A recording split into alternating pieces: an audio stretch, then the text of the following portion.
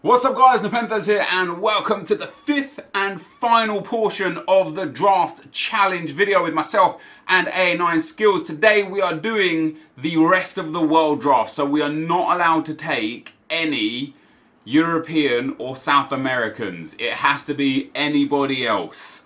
Now on the occasion like this where we can only take a European or South American, I'll just take whoever and we'll take them out of the team as they go. Now, of course, the further we get in the tournament, the better, because we could potentially get better rewards. We've already put a good team together, but not a great team. I'm hoping for some nice rewards out of this. And then tomorrow, instead of... Ooh, right, so we've got 2 Africans, 2 North and Central Americans. Gamal, not bad. Arroyo shooting is bad. I'm going to take Gamal, I think. I think we'll go for as many Africans as we can. Yeah, then tomorrow's video, instead of a draft, is going to be the actual, oh man, it's just South Americans and Europeans again. It's going to be the actual group stages tomorrow and then the knockout stages after that. So, I mean, this is going to be a problem because we have to use any and all like rest of world cards, which means by the time the whole thing gets pulled together, if I have, you know, 4 goalkeepers from the rest of the world, I have to use them. Sadly, we're not really getting much from the rest of the world. We do get Ziyech here. I believe, is that an upgraded card as well? He's got 4-star skill moves, which is nice. Decent passing, decent dribbling, okay stamina. His shooting isn't the best, but it's not the worst. He'll actually make quite a good left mid. I really need to change these South Americans out. I don't know what the rules are. If I don't get a full set of non-Europeans, and I guess we're going to stick with the Brazilian theme since we've been going with the Brazilians for so much so far. This is more like it. I don't mind taking the Mexicans, although Mexicans are the North and Central America, but I've got a fair few Africans already.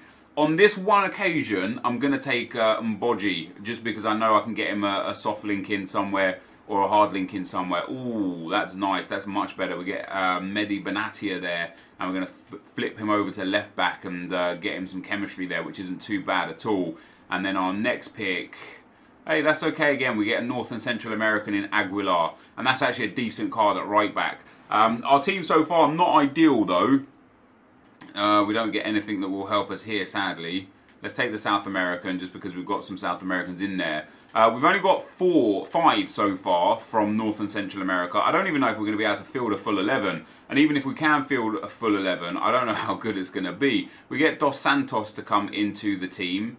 We'll pop him in there for now. Obviously, as a cam, he's not going to get good chemistry anyway. He won't get good chem at mid, attack, or central. And, I mean, where were these cards when I was building the South American draft? We've already had such a better draft than before when I was building the South American draft. If this was my South American draft, I'd be super happy with that. I mean, again, it's just not... For a change, I can't even buy a non-European or South American player. Everything, look at this, it's just all Europe, and then it's all Europe, and then it's Europe and South America.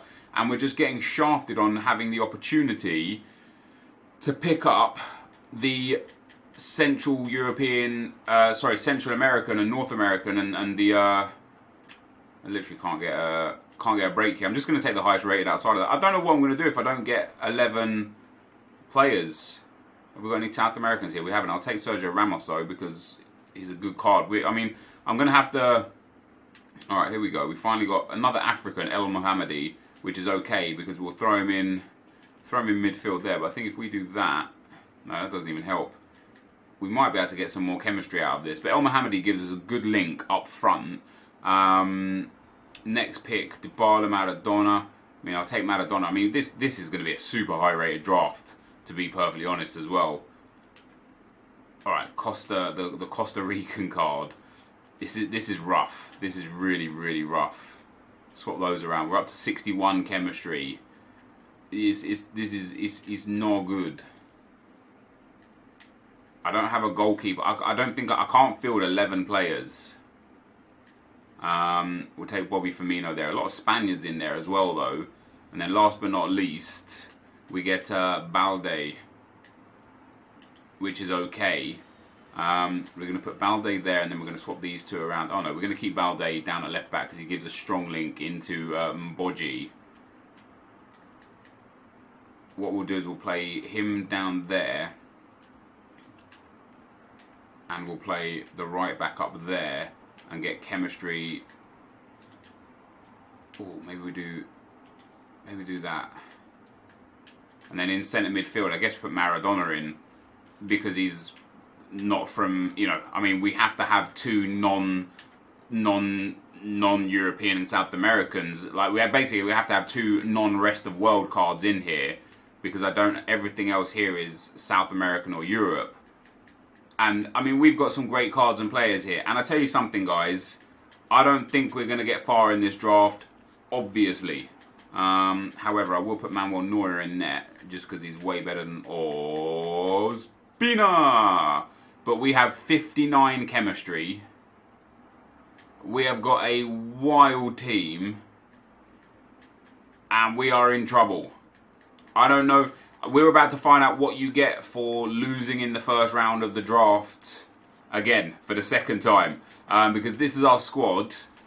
It's bad. It is bad. I mean, we're playing this right back up front, which is, I mean, actually, he's not even that bad. He's got 61 finishing, and our striker has 74 finishing. He's not too far off being as good as the striker, actually. He's got a little bit less shooting, more defending and physical, more passing, one less dribbling, and only one less pace. By all means, he's actually relatively decent. This guy is not very good. Obviously, playing Dos Santos in at CDM is a problem. In fact, I'd probably prefer to do it that way around, although that really doesn't help with chemistry. That does, though. That helps. That takes us to 64 chem. That takes us down. That takes us down. That takes us down. Yeah, so that takes us to 64 chemistry with Dos Santos up front. This is going to be our team. Let's see what we can get for a manager, guys. North and Central America is what we want. We go up to 69 chemistry. And that's Kappa's in the comment section, really, isn't it? But although we've actually got some really, really cool players for this team, we can't use any of them. We're forced to use Neuer and Maradona because we only got 9 Central Americans, North Americans, and African players. And well, I didn't take any Asian players at all. If Son showed up, I probably would have taken him. I'll be shocked if I go far in the draft with this team. I won't be shocked if we win a round or two. And I also won't be shocked if we go out in the first round, but I will be shocked if we go far in this draft. But that, guys, is the squad. Let's get into the action. Okay, guys, as we go into the gameplay, of course, getting out of round 1 would have been great, and we come up against a monster team.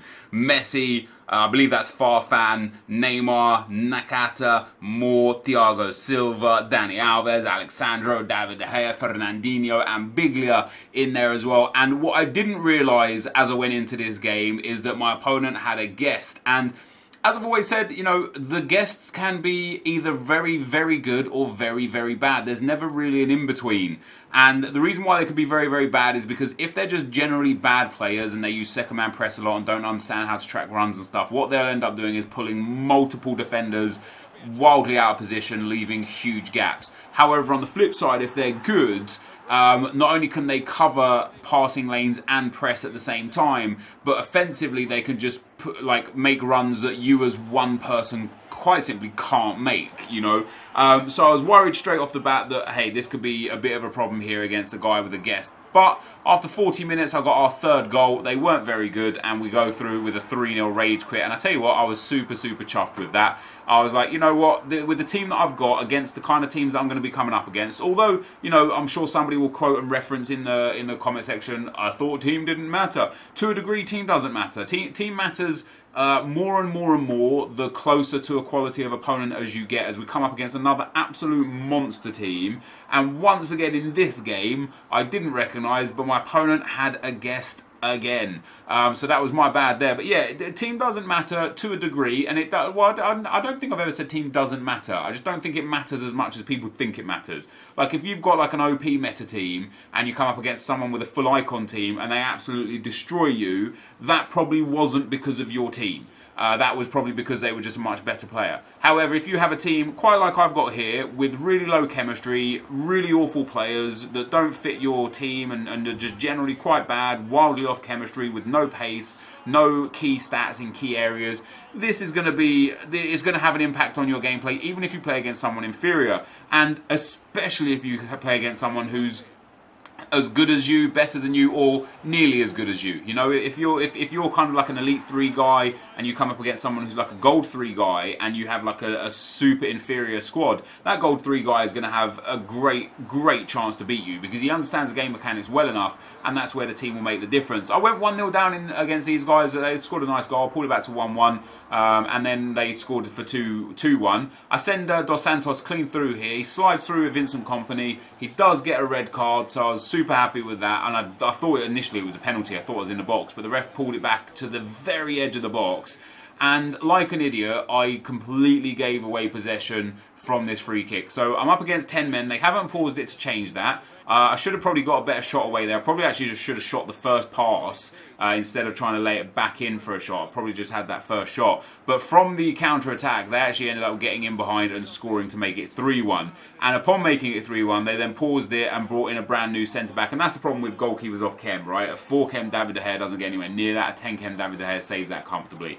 But they ended up making a sub, and well, not a sub, but well, they did make a sub actually. They changed their team around. They got the centre-back role filled in. They took off their Cam, and from that point onwards, to my absolute dismay, considering their team and then considering my team, it was actually a really nice goal, the 4th goal as well. Just I couldn't get anywhere near the ball. Considering their team and considering my team, I was shocked that they spent the remainder of the game basically just trying to burn the clock down. I'm thinking to myself, you're 4-1 up with like 10, 15 minutes to go, and you're doing your absolute best to just wind the clock down. I was in shock. I don't blame people for winding the clock down if it's like a 1-goal lead or a 2-goal lead in a narrow game. But in a game where you're 4-1 up against my team with my Chem, you can let that one go. I ended up getting one back to make it 4-2 with 4 minutes left, and then I was on the verge of getting another one back. I go clean through with Dos Santos here, and another foul. And you can see in the top corner already they've got 2 reds. This was the 3rd red, and they just spent the rest of the game basically just dicking around, waiting for the clock to run down and see them out of it. And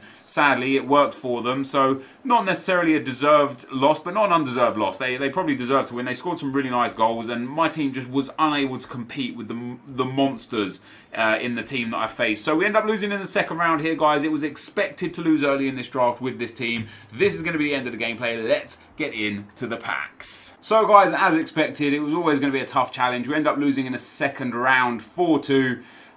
Really frustrated with how I lost. Not because I lost, just how I lost. They got their first red at 2-1.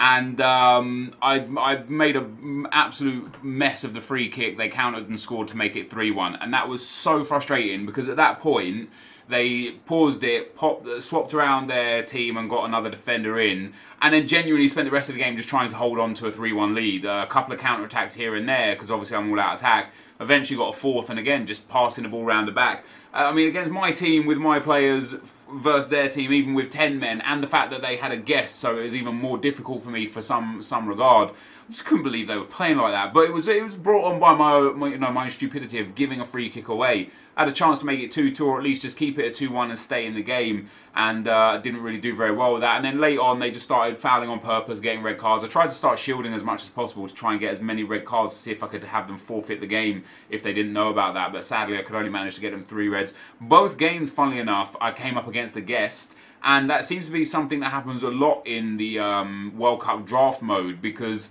every time I do just regular World Cup draft, I try not to play against guests, and I didn't even notice that either of those 2 players had a guest as I was going on, but I try not to play against guests just because I like the 1v1 aspect. You know, if you're with a guest and you're both very good, it just puts the person who's the one at an incredible disadvantage. So I try my best to stay away from it, and on this occasion I didn't even recognise that either of them had a guest. So we end up getting round 2 rewards.